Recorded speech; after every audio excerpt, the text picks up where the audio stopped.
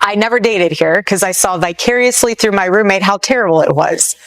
Somehow getting drinks was the replacement of having coffee and breakfast. There's a picture of Erika Kirk with a ponytail, and from her past.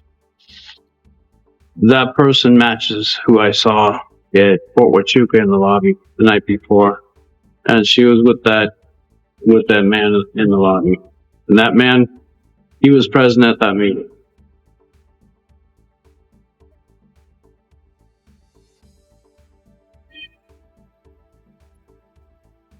Kirk didn't need internet trolls to raise red flags about Erika.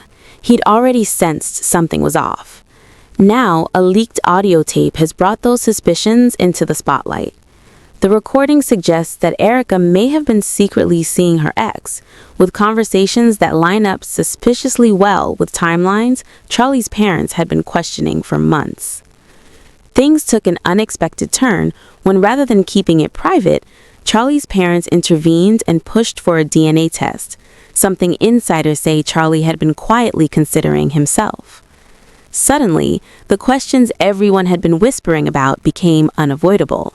If Erika had been dishonest about the affair, what else might she have been hiding? A picture of Erika Kirk, and I'm assuming her baby, but listen, look at her hands. I'm going to show you a picture of these scars.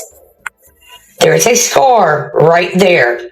Zoom in on it if you need to. Dive into why this all leaked now and why Charlie's parents are suddenly breaking their silence. We need to look at where the cracks really began. Erika didn't just lie once, she built an entire persona around a version of her past that Charlie never fully believed. For years, she sold the same story to anyone who would listen. Pure, godly, disciplined. A woman who never dated, never partied, never messed around, just met the love of her life, married him, stayed home, and devoted herself entirely to family. She even doubled down on that image during her CBS town hall interview, insisting she hadn't dated anyone in the years before meeting Charlie. And the way she framed it mattered. She wanted to say, Never dated here because I saw vicariously through my roommate how terrible it was.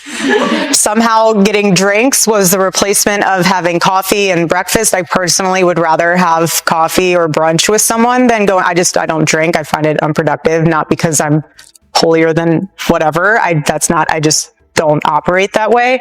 But I always thought it was very strange how she would go to drinks with one guy and then go to dinner with another. Charlie never fully bought the story. He noticed the gaps, the fuzzy timelines, the way Erika's details shifted depending on. He sensed something was off, but he never had the. That changed when Erika's ex allegedly leaked explicit photos placing her in New York, openly living a single life that directly contradicted everything she later. As many people know, Erika appeared on season 3 of Bravo's Summer House, filmed in August 2018 at NYC bars and in the Hamptons. The footage shows her drinking, socializing, and moving freely, completely detached from the persona she would later insist. That alone raised a simple question. If it was all harmless, why lie so aggressively? Once people started pulling that thread, the inconsistencies unraveled quickly, and Charlie's quiet suspicions no longer. And this is where a pattern begins to emerge. Erika didn't just rewrite her past. She never truly closed the. Long before Charlie entered the picture, she was publicly involved with multiple men, despite later insisting that chapter of her life never existed. These weren't casual flings. One of her most prominent relationships was with professional baseball player Tyler J.T. Massey, a man she opened. In an Arizona Foothills magazine interview, Erika called J.T. her favorite human, her best friend, and her incredible boyfriend. That relationship didn't fade quietly either. For years, many believed the two were engaged. No marriage records ever surfaced, but engagement-style photos later went viral, reopening questions Erika clearly didn't want revisited. Then came the footage that sent everything sideways.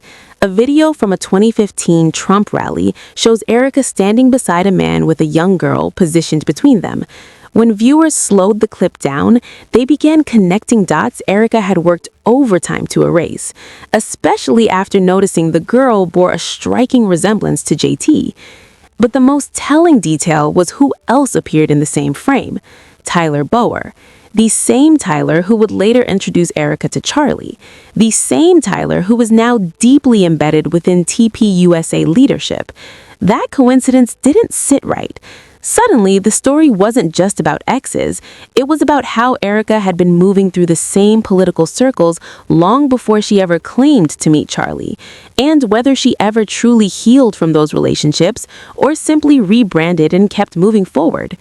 Which makes people question the moment she stood before Charlie, presenting herself as an untouched, deeply pious Christian woman ready for marriage. Was that faith, or was it strategy? Because at this point, the story stops sounding like... And that was until I hosted the first Trump rally in Trump rally history right here in Arizona in 2015. I got a call from Miss Erika Kirk, Miss Arizona 2012. I just want to help, she said. So naturally, I put her right behind the president at that first rally. As many people now know, Tyler Bower stepped into the COO role at TPUSA in 2017. Not long after that, he arranged what was framed as a professional job interview between Erika and Charlie, an interview that somehow turned into their first date. But that's where the story starts falling apart. Because just before that introduction ever happened, Erika wasn't single, she wasn't searching, and she definitely wasn't living the quiet, disciplined life she would later claim. At the time, she was actively dating Kat Phillips, a senior editor at the Daily Wire who worked directly under Ben Shapiro. The same Ben Shapiro Charlie would later openly clash with over Israeli sponsors Charlie claimed were targeting him. That connection alone raised eyebrows. The timeline only made things worse. One of Kat's old tweets from September 2017 resurfaced, showing him and Erika on a painting date, confirming they were together during the exact period Erika later described as untouched by dating or relationships. Even more uncomfortable, photos from that same window place Kat and Charlie in overlapping social circles, including a basketball game they both attended.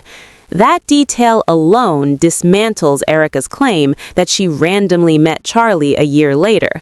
Because once you accept that Erika was dating Kat while simultaneously being introduced to Charlie through Tyler Bower, it becomes clear why Charlie never fully believed her story. This is where it stopped being theoretical and became personal. Charlie never confronted Erika outright. According to insiders, he didn't accuse, he withdrew, quietly. From that point forward, the marriage shifted. Charlie became more guarded, more selective about what he shared, and noticeably more deliberate in decisions involving the kids. Not paranoid, intentional. Because when you start to suspect someone may have curated their entire identity to get close to you, you begin questioning everything that followed. Charlie also made a point of keeping his parents closely involved with the children, not just casually present, but consistently around. People noticed it at the time without understanding why. Now it makes sense. He didn't want the kids sealed inside a version of reality he no longer trusted. He wanted witnesses, stability, family members who knew his side of the story and could see what was happening in real time. The shift wasn't subtle.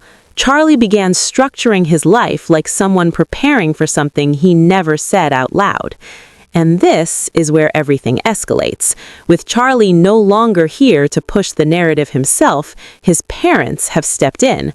According to people close to the family, they have allegedly demanded DNA tests.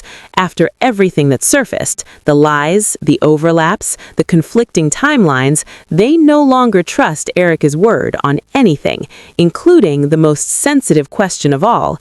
What makes this even heavier is the timing. Charlie may have carried suspicions quietly while he was alive, but his parents are the ones left holding responsibility now, and they are unwilling to protect a narrative if it puts the children at risk. What has people truly unsettled are the rumors that if the DNA confirms the children are Charlie,